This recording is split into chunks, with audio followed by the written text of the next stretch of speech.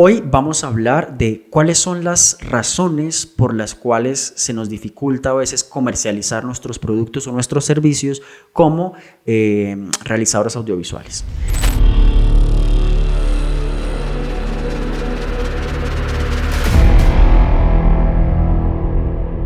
Una de las cosas que se convierte como en un problema a la hora de comercializar el servicio de realizador o el producto, una pieza audiovisual, es que no hay como unos precios estándar, digamos. Y eso nos lleva al primer problema, y es ¿cuánto cobro? ¿Y cuánto cobro para estar bien? Porque a veces sucede que está el típico realizador que baja muchísimo los precios y lo tira por el piso y empieza a afectar nuestra industria por obvias razones. Pero también lo que sucede es que usualmente no escogen a los que están más por debajo. ¿Por qué? Genera desconfianza. Cris, ¿cómo yo sé si estoy por debajo o estoy por encima? Un ejercicio que se puede hacer para saber es pedir cotizaciones de lo que te están pidiendo a otras productoras o a otros colegas que trabajen y que tú conozcas y que tengas como referentes. A veces saber más o menos ellos cuánto están cobrando te permite tener como un rango de movimiento para saber en cuánto está bien. Pero, ¿qué pasa? Que está esta nueva ola de nuevos creadores de contenido que salieron de las redes sociales, que están permeados, digamos, como de TikTok y demás, que hacen ver que todo es muy fácil y que todo se puede hacer con un celular. Y entonces también hay que empezar a valorizar de alguna manera nuestro quehacer y darle a entender a través de la propuesta que estamos entregando de cotización a este posible cliente que el trabajo que estamos haciendo tiene toda una planificación, tiene todos unos procesos, tiene unas etapas, hay unos departamentos detrás que nos van a permitir como crear esa obra y esa pieza final, y que no es como cojo el celular, grabo 3 cositas y ya está. Y aunque así fuera, el hecho de poder hacerlo tan fácil implica que yo tenga una experiencia detrás que me ha tomado años desarrollar, y esa experiencia vale.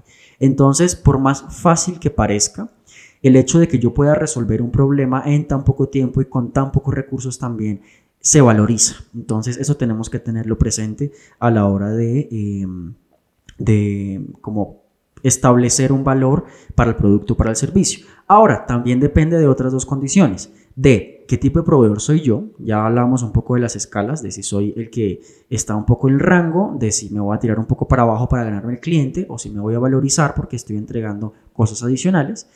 Eso es el tipo de proveedor. Y por otro lado está qué tipo de cliente es el que me está llamando. Un poco el dicho que tenemos aquí en Colombia, el decir que no es tan chévere, es depende del marrano, ¿no?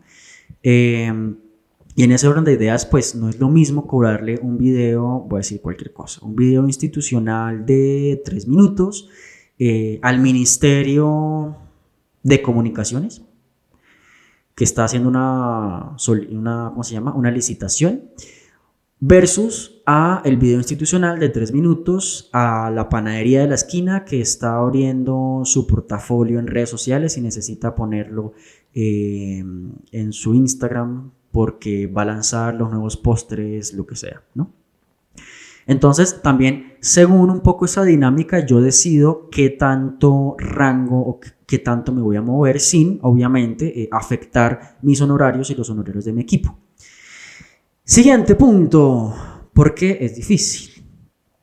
Porque no ponemos condiciones claras. A veces también eso es súper denso desde nuestra perspectiva. El hecho de que no seamos capaces de poner unas condiciones. Por ejemplo, ¿qué condiciones podríamos poner? Que para empezar el trabajo necesitamos el 50% del pago y para la entrega el 50% final. Que si, por ejemplo, el trabajo es para pasado mañana, porque a veces pasa que todo es para anteayer, todo es urgente, el valor aumenta porque implica que yo tenga que, o ya sea contratar más personas o trabajar más horas al día para poder alcanzar la fecha de entrega.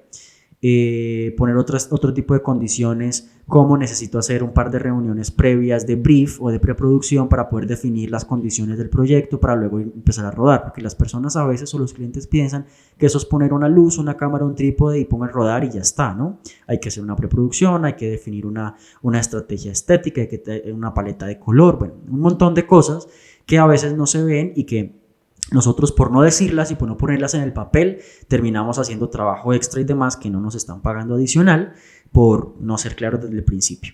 A veces también pasa que es como, mira, no, yo trabajo como con mis proveedores y pago a 30 o a 60 días.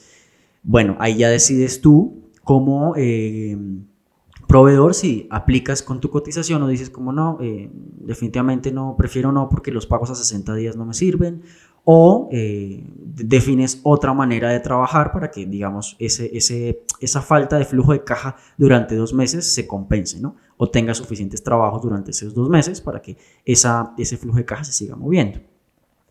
En tercera instancia es que cuando presentamos propuestas, usualmente nos llenamos de tecnicismos porque estamos acostumbrados a hablar en términos audiovisuales. Entonces, ¿qué pasa?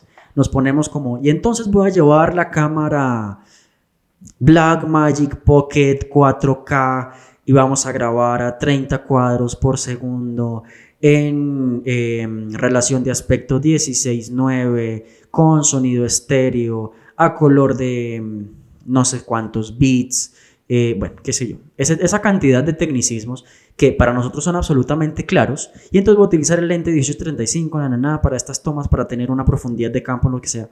Claro, nosotros nos entendemos, pero el cliente es como si le estuvieran hablando en coreano, es como ¿de quién está hablando esta persona? Al final el cliente lo que quiere es un resultado final, y lo que nos sirve a nosotros para decodificar eso que también ellos están buscando usualmente es pedir referentes. Es como, bueno, ¿qué te imaginas tú? Entonces, yo vi un video que no sé qué, bueno, muestra. Y cuando tenemos ese video y cuando hacemos el brief, que luego hablaremos de brief, podemos traducir lo que quiere el cliente y ya nosotros somos los que nos encargamos de esos tecnicismos para llevar a cabo la propuesta. Poner esos tecnicismos durante la cotización solo va a ser, digamos, como que uno piensa que eso va a parecer como grandilocuente y hay 4K y no sé cuántos cuadros y no sé cuántos efectos y y eso es como es ruido blanco básicamente. Al final lo que le interesa al cliente es que lo que tiene en mente se lleve a cabo y le entreguemos la pieza audiovisual que necesita para su fin en sí mismo. Ya cómo lo hacemos nosotros, depende de nosotros. Si lo hago con un celular, si lo hago con una DSLR, si lo hago con una cámara de cine, si lo hago con unas luces ARRI, si lo hago con unas luces LED, eso depende de mí. Al final, el cliente está buscando es un resultado. Entonces no nos llenemos de tecnicismos. Estos puntos son para que los tengas en cuenta a la hora de presentar tu propuesta o tu cotización cuando un cliente te pida una cotización justamente para un trabajo cualquiera que sea, ¿no? Es importante también, en algunos países existe un tarifario, búscalo, hay algunas asociaciones de diferentes como cargos, entonces está la asociación de fotógrafos o la de editores que tienen tarifarios, entonces por ejemplo eso puede servir también para que nosotros pongamos unas tarifas. Por ejemplo, yo sé que en edición, unas horas de edición pueden valer X cantidad de dinero porque la asociación ya estableció eso en unas tablas, entonces es importante que nos documentemos antes de empezar a organizar ese tema. Una cosa muy importante y es que se nos olvida también poner en las cotizaciones, y a veces solamente ponemos el trabajo humano y es como, bueno, a mí me toma X cantidad de tiempo hacer este video. Claro, pero también tienes que contabilizar las horas de uso de tus equipos, ¿no? ¿Cuánto tiempo vas a tener tu computadora haciendo render de este video inservible? Inservible entre comillas porque no puedes hacer nada más, ¿no? Porque está quieto haciendo render. Eso es tiempo de uso que tú tienes que meter dentro de tus valores de cotización. La cámara, las luces, todo tiene un proceso de desgaste que aunque yo los tenga y que no me cueste nada, entre comillas, utilizarlos, realmente a largo plazo sí me están, digamos, costando. Entonces yo tengo que empezar a darle unos valores también a ese tipo de cosas. Si te gustaría que hablara en un podcast más adelante o en un video, como un tutorial en YouTube, de cómo hacer una cotización o cómo darle el valor a mi hora de trabajo a la hora de cotizar este tipo de cosas y de servicios, déjame en los comentarios y quedo súper pendiente para hacer ese contenido. Hasta aquí llegamos con este episodio. Ya sabes qué hacer si te gustó. Dale like, suscríbete. Estamos en Spotify Podcast, en Apple Podcast, en Google Podcast y en YouTube. Un abrazo. Hasta luego.